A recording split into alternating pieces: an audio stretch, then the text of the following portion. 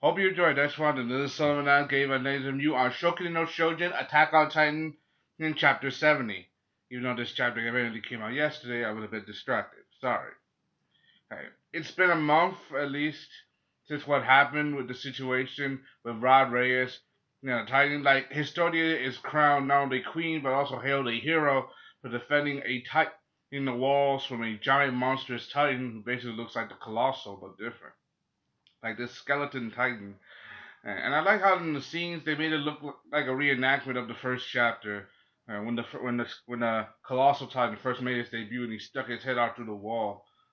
It was like different. It was definitely a nice touch. Like you're reliving the past over and over again. One of the things I gotta know. Anyway, things have definitely changed. Like they're like literally mobilizing their forces, rallying everything. They're definitely on point into rallying their military in order to regain Wall Maria.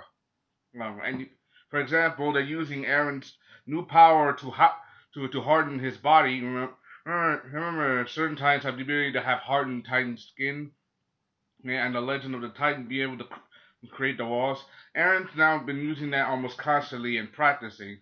However, it seems that if Aaron uses too much energy, that body seems to wear him out. Think about it. In Titanfall, it takes a lot of control, but especially to handle a new ability. Kind of makes sense why Annie Leonhardt, Reina, and Botolt, when they had their Titan powers, they didn't stay in their abilities for a long period of time. Reina had hard-like skin. Reina has hard-like skin. Then there's Botolt and his sheer size, her size. Even though he's big, but he's slow. Then there's Annie Leonhardt with her ability to harden her skin as well, in like kind of crystal diamond form. Makes her kind of particularly probably one of the most dangerous of Titans. And the situation right now is dire. Humanity right now it's still is right now still, even though they're behind the walls, they're like rallying their forces, creating new weapons. Hanji is at the forefront of it. Like I like how Hanji, she's trying to become creative, trying to create new weapons for humanity. But things start to get very, because of the progress. Also, a lot had happened. Like Historia, she's now like the people's princess, like basically, like a goddess to them, basically. Like she changed so much. She went from being a character that was a part of the story that was basically she went to being a major background character to one of the main people that you want to root for. Like she was a like she was a girl. She was cute, like part of the story, but she didn't do much. But later we got her backstory. She was a bat. She was born out of wedlock, abandoned, then basically left for dead. Then her father came back, tried to use her, but basically he just shoved that all in her father's face.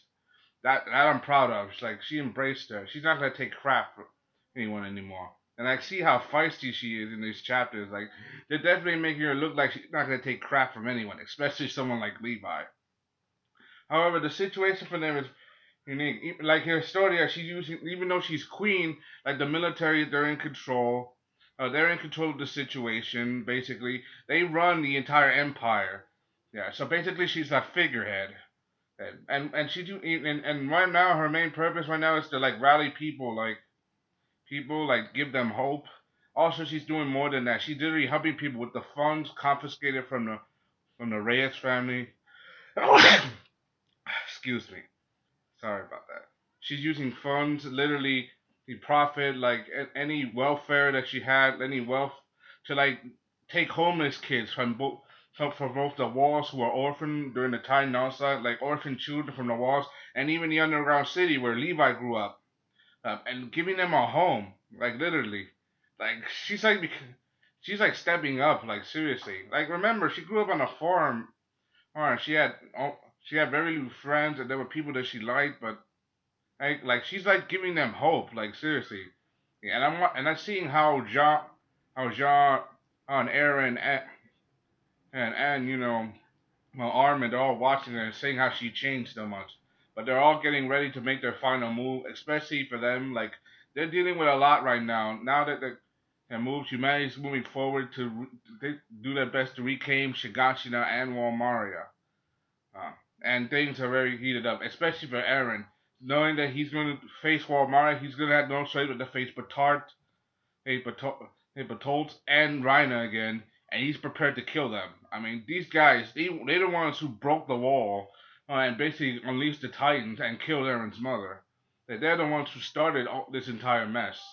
So basically, Aaron, he's not just doing this for humanity. He's doing this for a little bit from so maybe get a little revenge. Even though the Smiley Titan that killed his mother is dead, these guys basically they're right now very these guys are right now at the top of their enemies list.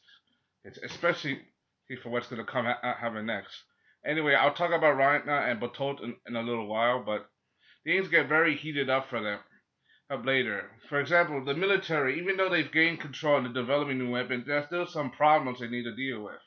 For example, the syringe and vial that Kenny Ackerman gave to Levi, they have no idea what it contains.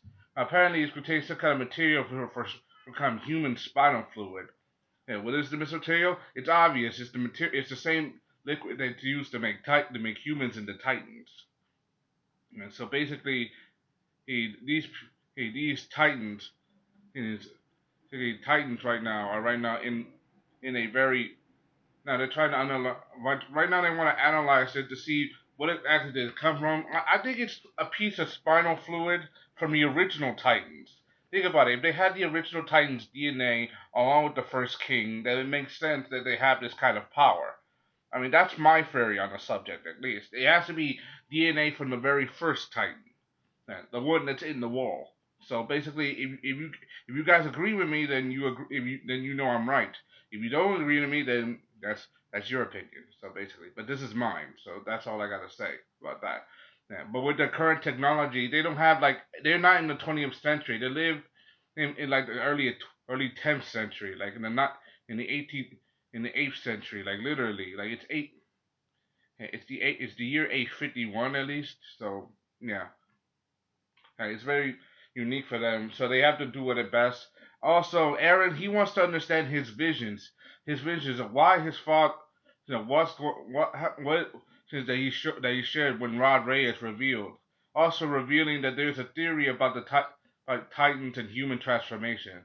That the theory that all the Titans are actually humans who are trapped in the Nine World that was said by Yami, by Ymir. Like she was a Titan shifter, but she remembered that she woke up 60 years ago, outside the walls, and it was a nightmare for her. And he's thinking that all the Titans that they're fighting were actually people, who are trapped in Titan bodies that can't get out of their current situation. So basically, it makes sense in a way. So basically, they're not just fighting against monsters; they're fighting against humanity itself that's been twisted inside out. That's my theory about this, at least. That's one thing I gotta comment. Okay, but there are things that's, for example, Aaron, he wants to understand the memories that he gained when Rod Reyes and Historia touched him. Well, remember the memories he gained from the moment that he killed and ate his own father, Grisha Yeager. I mean, he was kind of messed up. I mean, Grisha, he killed the entire royal family in order to gain the power of the Titan, and then he set up his own son to eat himself. So basically, he wanted to do everything he can and to save the walls, including save humanity, including being eaten by his own son. Or is that not a part of the plan? But we have no idea what Grisha Yeager's thinking about since he's dead, apparently. But then Aaron gets this flashback of seeing people people from his father's memories, and he sees this soldier. Who is this soldier?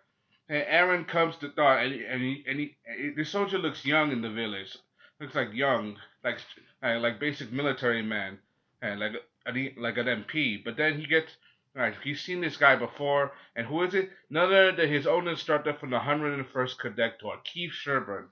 And Keith, that guy was a total hard ass. And he took no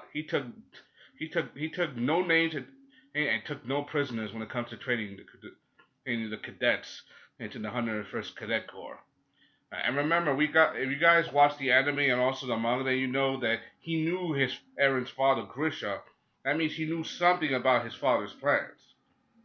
Yes, please excuse me, my position here. I'm just a bit off. Anyway, that's all I got to say. And that's all I got to say. And not only that, the one thing that got me the most was the end chapter, seeing the Gorilla Titan kick the ass out of Rhino, the Armored Titan. So, and I mean, it looks like well, arguing about if they want to save Annie Leonhardt from her crystal chamber from the. I mean, think about it. Annie was one of the best. Was a fierce warrior, and especially in Titan form. And if they want to save Annie, they need. If they do save Annie, they could rally their forces with. Not their forces, but it seems that the Gorilla Titan, this guy who is supposed to be the Gorilla Titan, he has other plans basically. So it's like, hell no, we're not saving Annie. We're gonna keep to our objective, and they're waiting for them right in the heart of Shiganshina district. Like they're basically waiting for them in the place that they're expecting their enemies to come. So like that's good strategy. Like baiting, hiding yourself in the place that people least suspect. So basically, that's all I gotta say. Hope you enjoyed. Thanks for watching. I want to comment on this chapter? Do you like it? Do you hate it? Do you like?